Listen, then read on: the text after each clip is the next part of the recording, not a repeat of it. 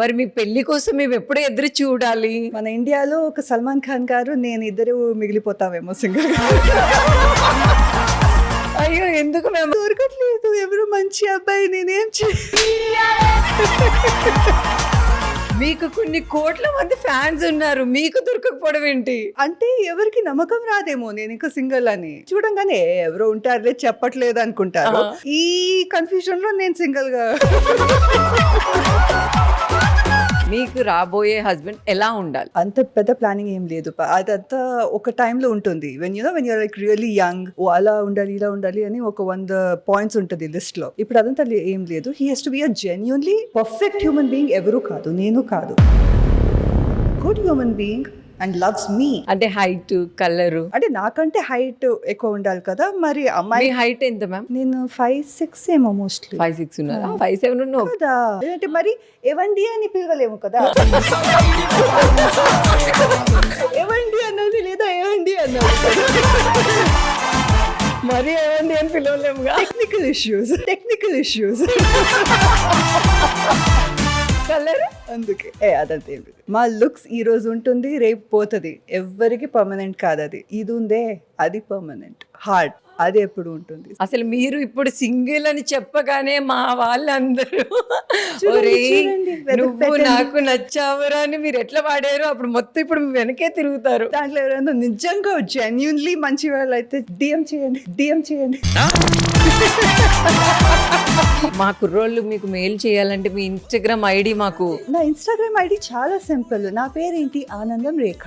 Insta ID నాదే ఆనందం_రేఖ. నేను మిమ్మల్ని ఇష్టపడుతున్నాను, పెళ్లి చేసుకోవాలనుకుంటున్నాను మెసేజ్ పెడితే టైం పాస్ చేయొద్దు. సీరియస్ గా ఉంటే మాత్రం మీరు రెడీ చెప్పలేము. మీరు చెప్పండి, ఐఎమ్ రెడీ, నేను పెళ్లి చేసుకోవడానికి.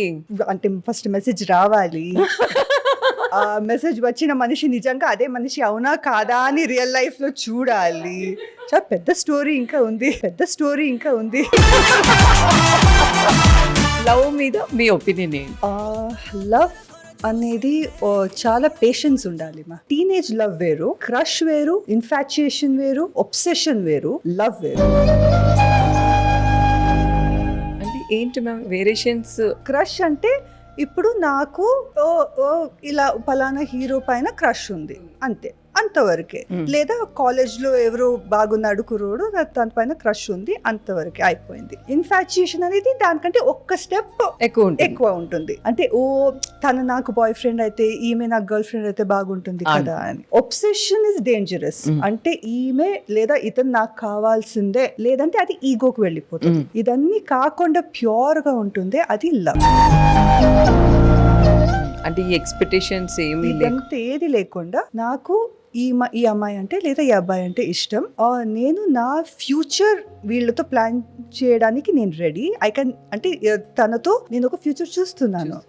I can live my life వాళ్ళతో పాటు. ఏ మనిషి పర్ఫెక్ట్ కాదు కదా. గుడ్ పాయింట్స్, బ్యాడ్ పాయింట్స్ అందరిలో ఉంటుంది. సో ఆ మనిషిలో ఉన్న బ్యాడ్ పాయింట్స్ ని కూడా మనం అడ్జస్ట్ చేసుకుని ఓకే పర్వాలేదు అయినా మనం ఉంటాం అంటే అది లవ్. అంటే మ్యామ్ ఒక అబ్బాయి వచ్చి మనకి ప్రపోజ్ చేయగానే అది జెన్యూనా లేకపోతే ఏదో మనల్ని లైక్ చేస్తున్నాడా అది అనేది మనకి ఎట్లా తెలుస్తుంది? కొన్ని రోజులు తెలిసిపోతుంది. అంటే ఎంతవరకు కేర్ తీసుకుంటున్నారు, మీకు ఒంట్లో బాగలేనప్పుడు మీతో ఉంటున్నారా లేదా. ఇది అమ్మాయిలకి అబ్బాయిలకి ఇద్దరికి అప్లై అవుతుంది. ఎందుకంటే గుడ్ టైమ్స్ లో అందరూ మనతో ఉంటారు. కాఫీ షాప్ వెళ్దామంటే 100 మంది వస్తారు. లేదు నాకు ఈ రోజు ఏదో ఇబ్బందిగా ఉంది అంటే అప్పుడు ఎవరు వస్తారు. సో ఇదంతా చూస్తే మీరు ఒక 3 to 6 months ట్రావెల్ అయిపోతే తెలిసిపోతుంది ఎలా అవునా కాదా. మరి ఇలా లవ్ అని చెప్పి మోసం చేసే వాళ్ళ కోసం మీరు ఏం చెప్తారు మ్యామ్? వాళ్ళు ఒకరిని మోసం చేస్తే ఇంకో వాళ్ళు వచ్చి వాళ్ళకి మోసం చేస్తారు, అది తప్పదు.